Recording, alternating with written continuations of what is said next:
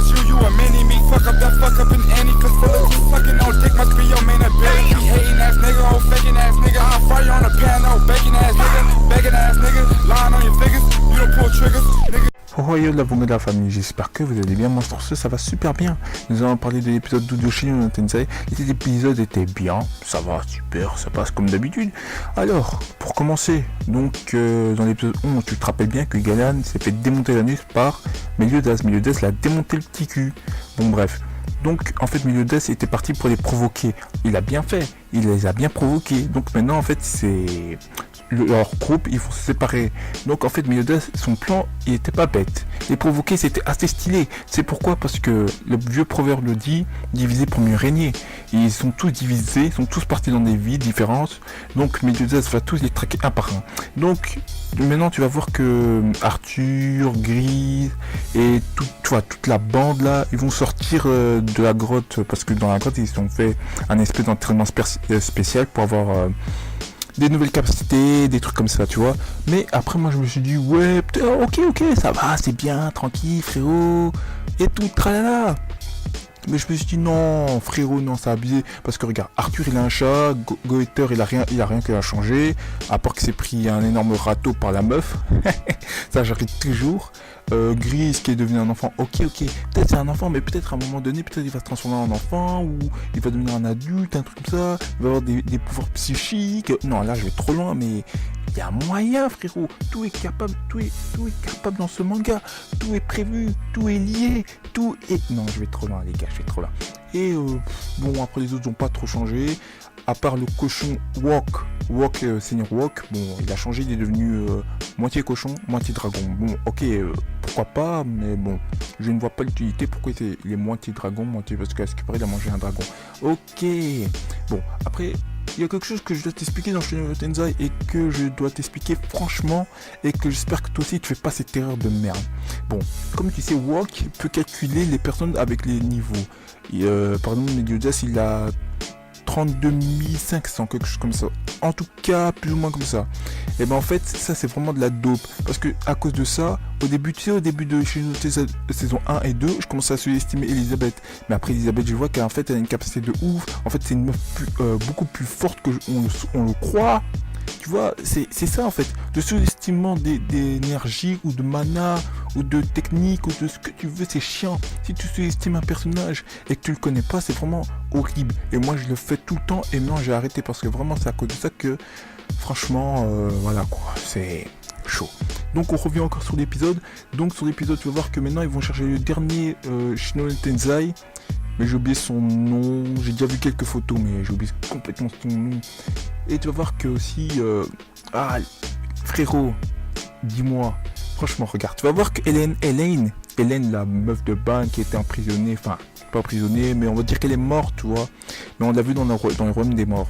Ok, emprisonnée, mort, comme tu veux, pour moi c'est mort.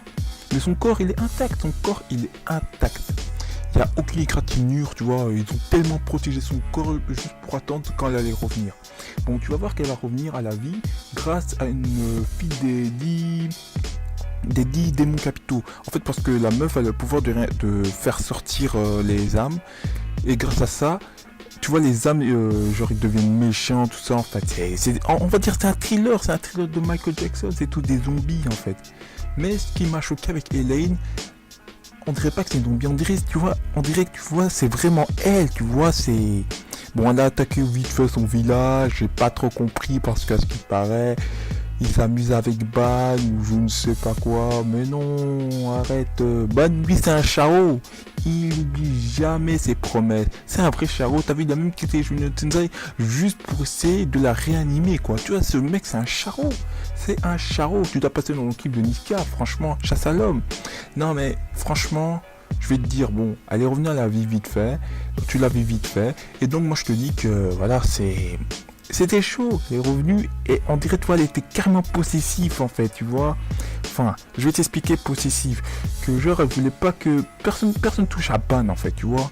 Et peut-être dans l'épisode prochain, on verra bien qu'elle sera positive, parce que moi je ne sais pas la relation qu'ils ont. Je sais juste que elle a réussi à embrasser Ban, et Ban il a eu, tu vois, en fait, parce que Ban il était en train de rechercher quelque chose pour rester immortel dans l'arbre sacré où il y avait Elena. Et comme Elena, bon, non, en fait je vais pas te spoiler. Si je te spoil, c'est trop. Je m'arrête. Sinon on va me dire, oh putain, mais t'es un gros spoiler, le que c'est t'abuses, 45 ans, pomme de Ryuk. Bref, je vais pas spoiler parce que voilà. Bon, tu vas voir que Elena va revenir à la vie, et tu vas voir que ce sera carrément bizarre parce que j'ai un frisson, tu vois, je me suis dit, cette meuf, est-ce qu'elle est possessive ou pas? Est-ce qu'elle a quoi? Bon, et encore dans les mangas, faut arrêter, franchement. Ce truc de pédophilie, non,